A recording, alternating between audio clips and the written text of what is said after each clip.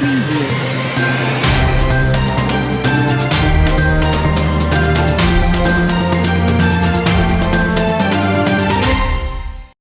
êtes bien sur la télé qui vous parle, mesdames et messieurs, bonsoir et bienvenue dans votre édition d'information dont voici le sommaire. Après 10 mois sans primature, la République du Sénégal connaît enfin son tout nouveau Premier ministre, en l'occurrence Amadou Ba. Mais les Dakarois maintiennent une certaine distance face à cette réinstauration et ne s'attendent pas à des miracles. Et puis l'autre point dans ce gouvernement d'Amadou Ba, c'est l'éviction de Matar Ba au ministère des Sports malgré les résultats obtenus.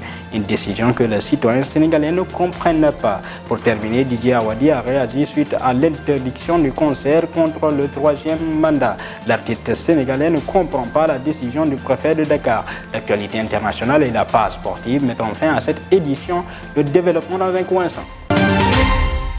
Bonsoir mesdames et messieurs, pour commencer, dans la foulée de la formation du nouveau gouvernement, ce week-end, les députés nouvellement élus et devenus ministres devront quitter l'Assemblée nationale en vertu du principe de la séparation des pouvoirs. À cet effet, pas moins de 6 suppléants, tous membres de la majorité, seront installés à l'hémicycle dès la prochaine session. Justement, au lendemain de cette annonce du nouveau gouvernement, les Dakarois gardent une certaine distance face à la nouvelle primature et elles ne s'attendent pas à un miracle de la nouvelle équipe gouvernementale d'ici les séances de 2024. Nous les suivons dans le micro-trottoir signé Yakhara Gueye et Malik Yaïso. Je pense que c'est une chose qui ne peut pas se réaliser à si peu de temps parce que c'est impossible. D'ailleurs, on a dit que le président est venu au pouvoir depuis 2012. Donc avec tout ce temps qu'il a eu devant lui, donc je ne peux pas comprendre, je ne peux pas croire qu'il peut régler ce problème à si peu de temps. Donc moi je pense que c'est impossible. On a l'impression qu'il y a les moyens, parce que quand on regarde déjà les médias, on entend beaucoup parler de milliards par-ci, de milliards par-là. Et aussi on a aussi des ressources donc, au Sénégal. Donc on y croit nous, en tant que jeunes, on y croit. Que des promesses. Je ne crois pas trop que en 18 mois, je crois, Philippe 2024, dina mën a régler problème yi mu newoon da koy régler. Bon, on voit qu'il construit des choses, qu'il fait des trucs nouveaux, mais on ne voit pas d'avancement en ce qui concerne l'alimentation et autres. Et puis, suite à l'éviction de Matar Ba à la tête du ministère des Sports et du gouvernement d'Amadou Ba, les Sénégalais ont été surpris, n'est-ce pas, et ne comprennent pas la décision prise par le chef de l'État. Matar Ba est cet homme qui a eu de très bons résultats dans le domaine sportif. Micro-trottoir signé Pendagay Malingaiso. La non-reconduction de M. Matar Ba a été quand même une réelle surprise pour les Sénégalais. Parce que quand même, c'est un homme qui a su avoir des résultats. Si on prend l'exemple quand même de la Coupe d'Afrique, quand même le Sénégal courait depuis des lustres derrière cette coupe, et c'est sous cette magistère qu'on a pu avoir quand même cette Coupe d'Afrique. Et Matar Ba aussi est un homme qui a su quand même rassembler le monde du sport. Je pense qu'on devrait lui laisser aller jusqu'au bout de son travail. Si on regarde ses résultats, ils sont excellents. Il a été l'un des meilleurs ministres, en tout cas lui, il peut sortir du lot et lever la main. On devrait lui laisser jusqu'à la fin de la Coupe du Monde au moins. Mais vous comprenez, c'est un secret d'État. Espérons quand même aller au Qatar pour ramener cette Coupe du Monde ici au Sénégal. Effectivement, oui, parce que après ces 2 ans où on a eu de bons résultats successivement, la CAN, la qualification de la Coupe du Monde, et je trouve ça dommage qu'il ne puisse pas participer à l'événement essentiel, la Coupe du Monde. C'est sûr que changer Matar Ba alors qu'il a tout fait pour qu'on soit là, c'est une déception pour lui déjà, mais aussi pour les gens qui suivent le sport en général. Bon, la politique a ses raisons que le peuple ignore, mais bon, on va dire que c'est une déception de manière globale, mais c'est comme ça. Donc il faut voir, est-ce que le nouveau ministre va faire mieux, va nous apporter la Coupe du Monde? C'est la question qu'on va se poser après. Et puis après sa nomination, le nouveau Premier ministre Amadou Ba a dégagé quelques priorités auxquelles son gouvernement devrait s'atteler au plus vite. Mais le doyen et analyste politique Mamadou Sy Albert pense qu'il ne faut pas faire croire aux Sénégalais que leur condition de vie va subitement changer. Selon lui, il faut d'abord évaluer tous les secteurs avant de promettre. Suivant l'analyste politique Mamadou Sy Albert. Le Premier ministre a dit les priorités de son gouvernement, que ce soit l'emploi des jeunes, que ce soit l'inflation, le coût de la vie, les questions de logement, les questions des inondations, etc. On a une idée des priorités. Mais par contre, il ne faut pas faire croire aux gens qu'on peut réaliser toutes ces priorités en moins de 2 ans. Ce n'est pas possible. Il ne faut pas qu'ils créent encore de l'illusion et la déception. Ils sont là depuis 2012. Il y a des projets qui ont été mis en avant, il y a des politiques de subvention qui ont été menées, mais il faut faire le bilan des secteurs dans lesquels ils ont travaillé, les secteurs qui représentent des priorités, qu'ils fassent l'évaluation, l'état économique, social de ces secteurs-là. À mon avis, c'est le préalable qu'il faut faire. Il faut faire l'évaluation des projets pour situer l'action à venir, faire le point, évaluer, repérer ce qui a été bien fait, ce qui a été mal fait, ce qui n'a pas été fait. Il faut faire l'état de la situation, c'est la première action. La deuxième action, maintenant, à partir des priorités, voir qu'est-ce qu'on peut faire en moins de 2 ans. Si vous prenez la question de l'emploi des jeunes, par exemple, mais il faut évaluer la politique de l'État en matière d'emploi des jeunes, faire le point, faire l'évaluation et voir dans 2 ans qu'est-ce qu'on peut faire, dans quel secteur, en matière de formation, en matière économique. Il faut identifier ces secteurs-là et avoir un plan de travail sur 2 ans. Et puis juste après l'installation du nouveau gouvernement, l'honorable député Benobok Yakar Ali Mané a fustigé la reconduction de Serim Mbaye Thiam à la tête du ministère de l'eau et de l'assainissement. Selon lui, il est temps que la relève prend les commandes. Suivant l'honorable député Ali Mané. Ce qui dit, c'est que notre parti qui doit choisir jusqu'à prendre de contraire. J'attends que le président choisisse. Ils l'ont expressément fait. Trop, c'est trop. Je pense qu'il faut s'asseoir autour d'une table et discuter pour trouver des solutions.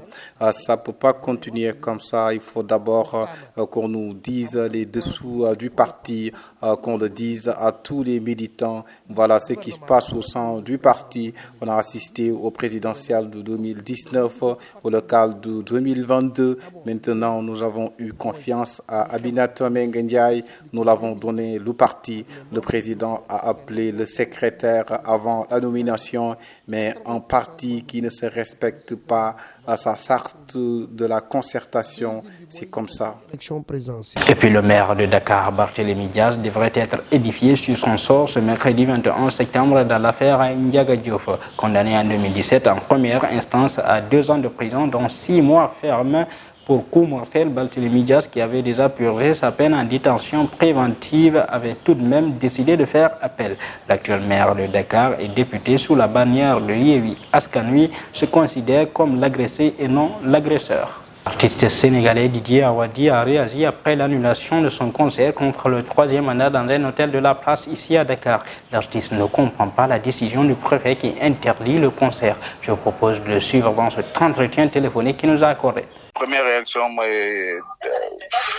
on est choqué qu'au Sénégal, on ait des problèmes pour ce genre d'événement. Surtout que ça se passe au Radisson pour un très petit public.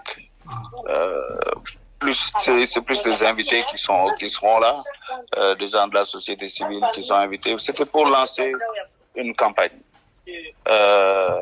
Organiser une campagne internationale. Donc, Awadi, c'est juste un des artistes de la campagne, mais il y a des Mewé, il y a beaucoup d'autres artistes de beaucoup de pays qui sont là. Donc, c'est choquant pour moi, qui suis sénégalais, qui ai l'habitude de dire, ouais, le Sénégal, exemple de démocratie. C'est grâce à cet exemple de démocratie que notamment le rap sénégalais s'est développé parce qu'il y a une vraie liberté d'expression. Aucun d'entre nous n'est connu dans son pays pour avoir créé des troubles à l'ordre public, ni dans sa carrière, ni dans sa vie. Donc, j'ai pas compris. Franchement, j'ai pas compris. Et surtout qu'on est dans un pays qui, dans ses textes, dans son texte fondamental, de faire l'air que nul ne peut faire plus de 2 mandats. Donc c'était la raison pour laquelle les gens sont venus au Sénégal en se disant, au moins le Sénégal, ils ont un texte officiel qui dit que personne ne peut faire plus de 2 mandats. Donc c'est dans la Constitution. Et donc personne ne comprend donc cette réaction des autorités. Mais on la comprend pas, mais on l'accepte en sachant que ils nous ont fait la plus belle lumière sur une manifestation où on attendait peut-être 300 personnes aujourd'hui et des milliers de personnes et des millions dans le monde seront au courant de l'annulation de ce concert. Puis le bilan définitif des accidents sur la route du Magal Touba 2022 est très lourd. 33 morts et 906 blessés, c'est du moins ce que ressort du bilan définitif des sapeurs-pompiers. Lors de l'édition précédente, 10 décès et 775 blessés avaient été recensés par les sapeurs-pompiers. L'ONG Jamra annonce une plainte pour contrer la commercialisation des manuels scolaires aux couleurs LGBT. Selon Mamatar Gueye, l'ONG saisira le jeudi prochain le ministre du Commerce via la direction du commerce intérieur ainsi que son homologue de l'intérieur sur cette énième provocation des propagandistes LGBT. À présent, place à l'actualité internationale. Le gouvernement togolais veut procéder à l'augmentation des salaires et des pensions des retraités. Au Kirghizistan, dans des affrontements frontaliers avec le Tadjikistan, 36 personnes ont perdu la vie et 129 blessés. En Iran, les forces de sécurité ont arrêté plusieurs manifestants lors d'une manifestation. Et puis en Angleterre, tout le monde dit adieu à la reine Elisabeth II. Les détails de Yahra Gueye. L'actualité internationale que nous démarrons au Togo, le gouvernement veut procéder à l'augmentation des salaires et des pensions de retraite, subventions aussi aux produits pétroliers, soutien financier à la scolarité ou encore indemnité de transport pour les fonctionnaires. L'objectif du gouvernement est de préserver d'achat des ménages togolais dans un contexte de hausse généralisée des prix. Face à cette situation, des organisations de la société civile réagissent contre la vie chère en tout en exhortant le chef de l'État à faire mieux. Et puis au Kirghizistan qui a annoncé ce dimanche la mort de 12 personnes supplémentaires lors des affrontements frontaliers avec le Tadjikistan. Cette semaine, 36 Kirghizes sont tués lors de ces violences entre les pays d'Asie centrale. Selon le ministre kirghize de la Santé, 129 personnes avaient été blessées d'après AFP. En Iran, les forces de l'ordre iraniennes ont dispersé à coups de gaz lacrymogène une manifestation dans le nord-ouest du pays. Hors de cette manifestation, il y a plusieurs arrestations après la mort d'une jeune fille détenue par la police des mœurs, indiquait l'agence de presse phare selon RFI. Pour terminer à grande pompe et dans l'émotion, le monde dit adieu à Elisabeth II. La famille royale britannique s'est réunie derrière le cercueil d'Elisabeth II. Des centaines de dignitaires étrangers à Abbey de Westminster à Londres pour des adieux à la souveraine en grande pompe à la hauteur de sa popularité planétaire. C'était tout pour la page internationale. C'est Yahara pour cette actualité internationale. Maintenant, place à l'actualité sportive. La Ligue des champions de la Confédération africaine de football, le Casa Sport, qui avait remporté son match aller face à la GS Kabylie à Thiès, n'a pas pu conserver son avantage. Équipe nationale, le regroupement des Lions en vue de la préparation des matchs amicaux de ce mois de septembre démarre aujourd'hui à Orléans en France.